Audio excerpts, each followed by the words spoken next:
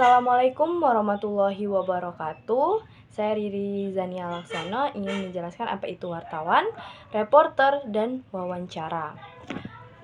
Pertama, wartawan adalah seseorang yang melakukan pengumpulan, penelitian, dan penyampaian informasi untuk media massa atau publikasi. Tugas mereka adalah menyampaikan berita dan informasi dengan objektivitas serta keakuratan. Yang kedua, terdapat beberapa jenis wartawan, antara lain wartawan liputan. Bertanggung jawab untuk melaporkan berita terkini dari lokasi kejadian mereka, seringkali bekerja di lapangan dan harus cepat merespon peristiwa.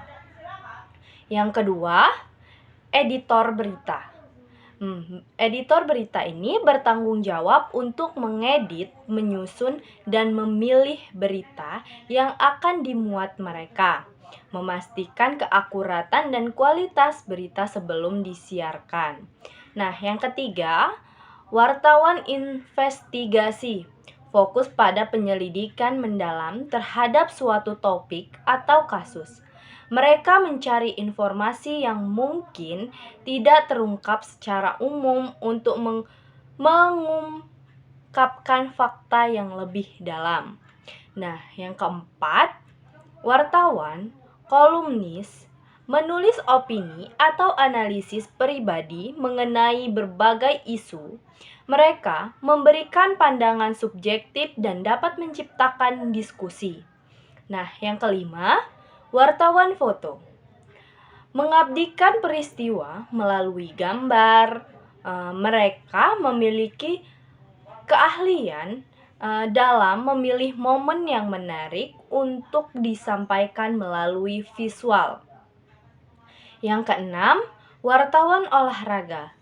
Meliputi berita dan peristiwa seputar dunia olahraga. Mereka bisa melaporkan hasil pertandingan, profil atlet, dan isu-isu terkait olahraga. Yang ketujuh, wartawan pendidikan. Fokus pada liputan mengenai isu-isu pendidikan. Mereka dapat melaporkan perkembangan di dunia pendidikan, kebijakan, dan presentasi sekolah. Yang kedelapan, wartawan bisnis. Meliputi berita ekonomi dan bisnis, termasuk perkembangan pasar keuangan, perusahaan, dan isu-isu ekonomi global. Yang kesembilan, wartawan hukum. Menyelidiki dan melaporkan berita yang berkaitan dengan sistem hukum, kasus-kasus hukum, dan isu-isu keadilan. Setiap jenis wartawan memiliki peran unik dalam menciptakan liputan media dan beragam informatif. Yang ketiga, praktek memerasa atau mengancam untuk mendapatkan uang adalah tidak etis dan melanggar prinsip integritas wartawan. Wartawan seharusnya menjalankan tugas mereka dengan penuh tanggung jawab, objektivitas, dan kejujuran. Tindakan seperti itu tidak hanya merugikan profesi wartawan secara umum, tetapi juga merugikan kepercayaan masyarakat terhadap media. Jika seseorang wartawan terlibat dalam praktik semacam itu dapat merusak reputasi profesi dan melemahkan peran media dalam menyampaikan informasi objektif. Etika jurnalistik menurut integritas dan profesionalisme dan tindakan yang melibatkan pemerasan dapat mengancam prinsip-prinsip tersebut. Penting untuk memahami bahwa wartawan yang baik harus berkomitmen untuk memberikan informasi yang benar dan relevan tanpa adanya tekanan eksternal, atau motif pribadi yang merugikan. Nah, reporter. Reporter itu adalah seorang wartawan yang bertanggung jawab untuk melaporkan fakta dan peristiwa secara langsung, terutama dari lokasi kejadian. Nah, tugas mereka mencakup mengumpulkan informasi, melakukan wawancara, dan menyajikan berita dengan cara yang jelas dan objektif.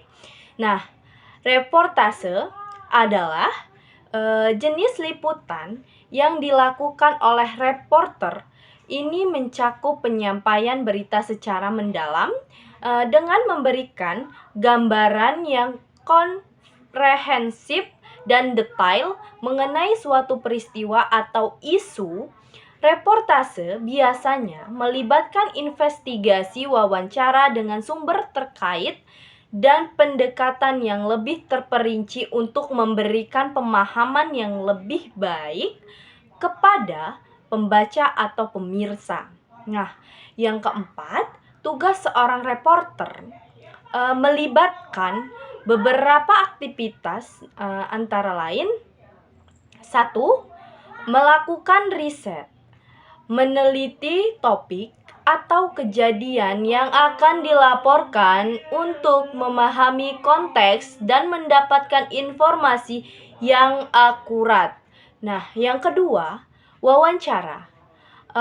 Mengadakan wawancara dengan sumber-sumber terkait saksi seperti saksi mata, ahli, atau pejabat untuk mendapatkan berbagai sudut pandang dan informasi yang mendalam. Nah, yang ketiga, melaporkan dari lapangan, berada di lokasi kejadian untuk memberikan liputan langsung, mengumpulkan data, dan merinci perkembangan terkini. Nah, yang keempat, menyusun berita. Menyusun informasi yang ditemukan ke dalam berita yang jelas, informasi dan mudah dimengerti oleh pembaca atau pemirsa. Yang kelima, memeriksa keakuratan. Memastikan keakuratan fakta dan informasi yang disajikan dalam berita, serta memeriksa keabsahan sumber-sumber yang digunakan. Nah, yang keenam, memahami etika jurnalistik. Mengikuti prinsip-prinsip etika jurnalistik termasuk objektivitas, keadilan, dan tanggung jawab terhadap kebenaran. Nah, yang ketujuh, bekerja dengan editor. Berinteraksi dengan editor berita untuk memperbaiki, memperjelas, atau memperkaya berita sebelum disiarkan atau dipublikasikan. Nah, yang kedelapan, beradaptasi dengan teknologi, menggunakan perangkat dan platform teknologi terkini untuk memfasilitasi peliputan dan penyampaian berita. Yang kesembilan, pengelola waktu, menyusun jadwal yang efisien untuk melibatkan diri dalam peliputan berbagai topik atau peristiwa. Nah, yang kesepuluh, menghadapi tantangan, menanggapi tantangan yang mungkin muncul selama peliputan, seperti kondisi cuaca buruk atau keadaan darurat. Tugas-tugas ini mencerminkan peran reporter dalam menyediakan informasi yang akurat, berimbang, dan relevan kepada masyarakat. Nah, yang kelima, reporter memiliki peran yang sangat penting dalam dunia jurnalistik. Berikut beberapa alasan mengapa reporter dianggap penting. Yang pertama, mendistribusikan informasi. Reporter bertugas untuk mengumpulkan dan menyajikan informasi terkini kepada masyarakat. Mereka berperan sebagai perantara antara peristiwa atau isu dengan audiens. Nah, yang kedua, mengawasi kekuasaan dengan menyelidiki dan melaporkan berita. Reporter dapat mengawasi dan memeriksa tindakan pemerintah, institusi, dan individu yang memegang kekuasaan. Ini membantu menjaga akuntabilitas dan transparansi. Nah, yang ketiga, menyuarakan perspektif beragam. Reporter membawa berbagai sudut pandang ke dalam berita, memastikan representasi yang seimbang dan menyediakan informasi yang mencerminkan keanekaragaman masyarakat. Nah, yang keempat, mengedukasi masyarakat. Meliputi reportase yang mendalam. Reporter membantu mengedukasi masyarakat tentang isu-isu kompleks, kebijakan, dan perkembangan penting di berbagai bidang. Nah, kelima, mendorong diskusi dan pemikiran kritis. Nah, berita yang disajikan oleh reporter dapat merangsang diskusi dan pemikiran kritis di masyarakat. Ini memainkan peran penting dalam proses demokratisasi. Yang keenam, menangkap perubahan dan peristiwa penting. Reporter berada di garis depan untuk mendeteksi dan melaporkan perubahan atau peristiwa penting. Mereka membantu masyarakat memahami dinamika yang memengaruhi kehidupan mereka. Dan yang ketujuh, menyebarluaskan informasi darurat dalam situasi darurat atau berencana. Reporter memberikan informasi penting secara cepat, dan akurat, membantu masyarakat untuk mengambil tindakan yang tepat. Nah, yang kedelapan, menghubungkan dengan masyarakat, meliputi melalui liputan dan interaksi dengan masyarakat. Reporter dapat memahami kebutuhan, kekhawatiran, dan harapan masyarakat, menciptakan hubungan yang erat antara media dan audiens.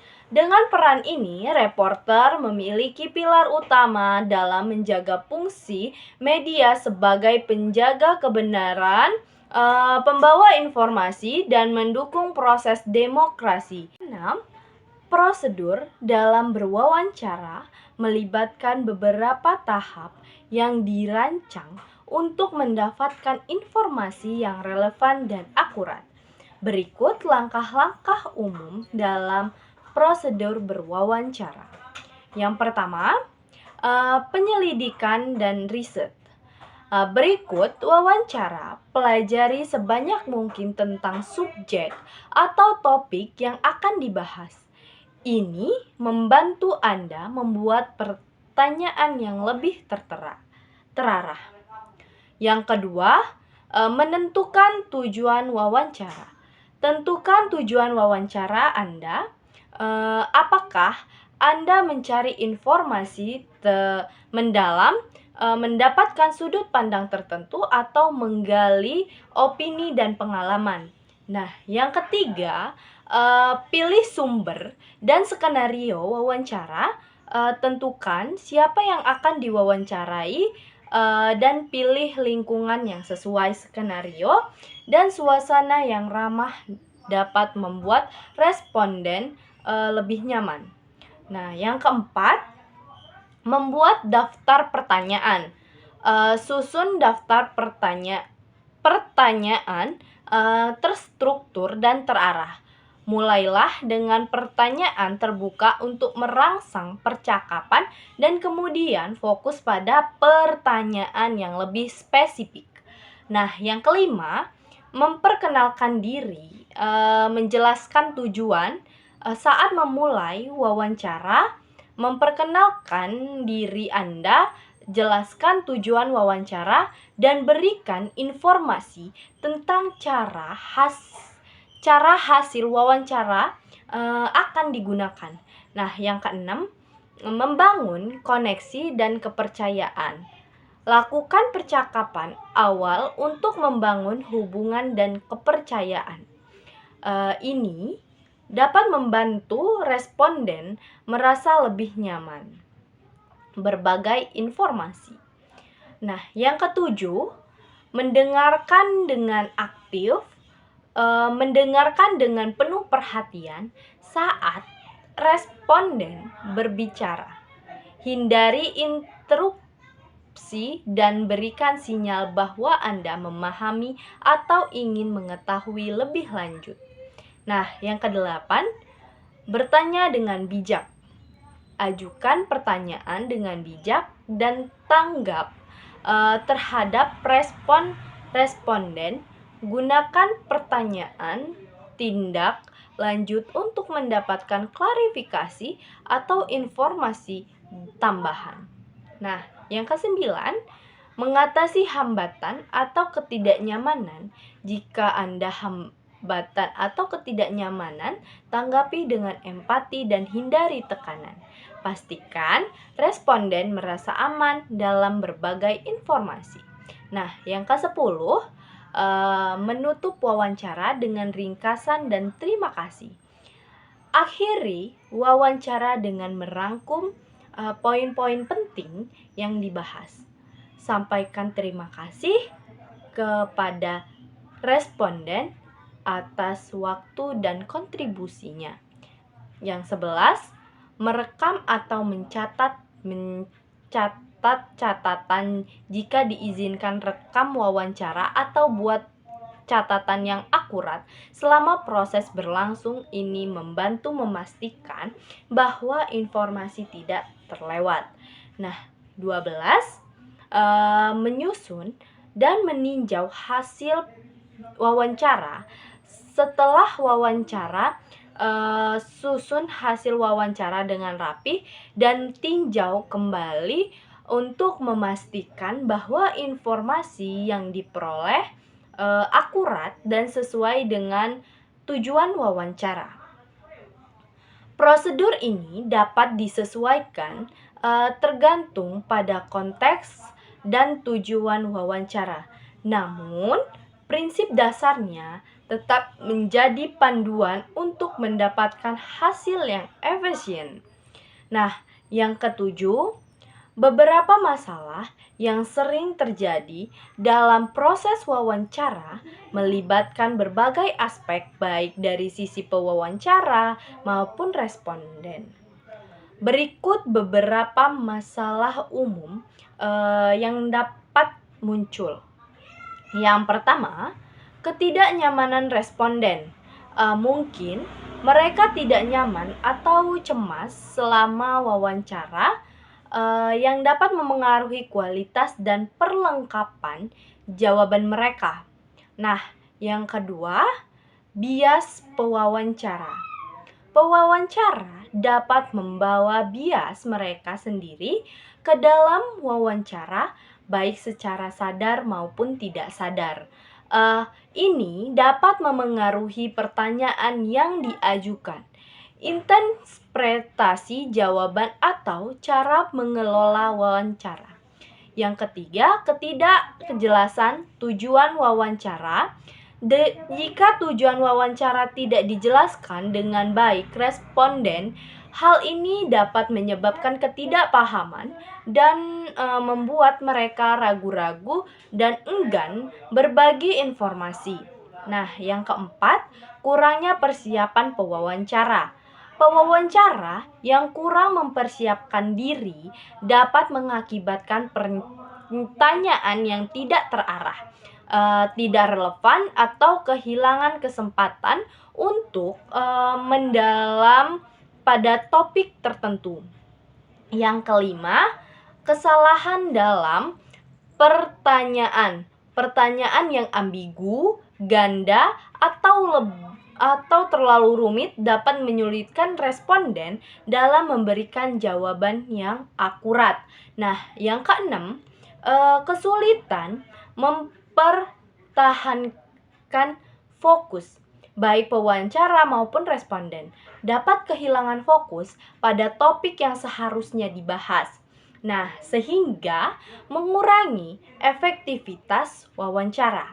Nah, yang ketujuh, ketidaksetaraan kekuasaan. Jika ada ketidaksetaraan kekuasaan antara pewawancara dan responden, hal ini dapat memengaruhi dinamika wawancara dan mengurangi keterbukaan responden. Nah, yang kedelapan, gangguan lingkungan.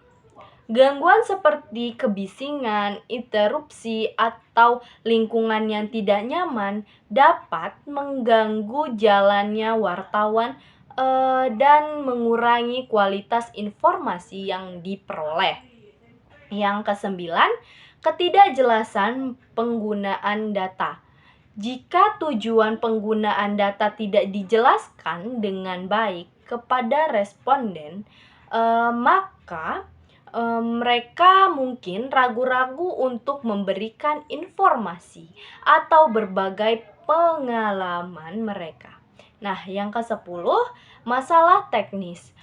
Jika menggunakan teknologi untuk wawancara, masalah teknis seperti koneksi internet yang buruk atau perangkat yang tidak berfungsi dapat menyulitkan proses wawancara. Nah, mengatasi masalah-masalah ini melibatkan persiapan yang baik, kesadaran terhadap potensi bias, komunikasi yang jelas, dan kemampuan untuk beradaptasi dengan situasi yang mungkin muncul selama wawancara. Terima kasih. Wassalamualaikum warahmatullahi wabarakatuh.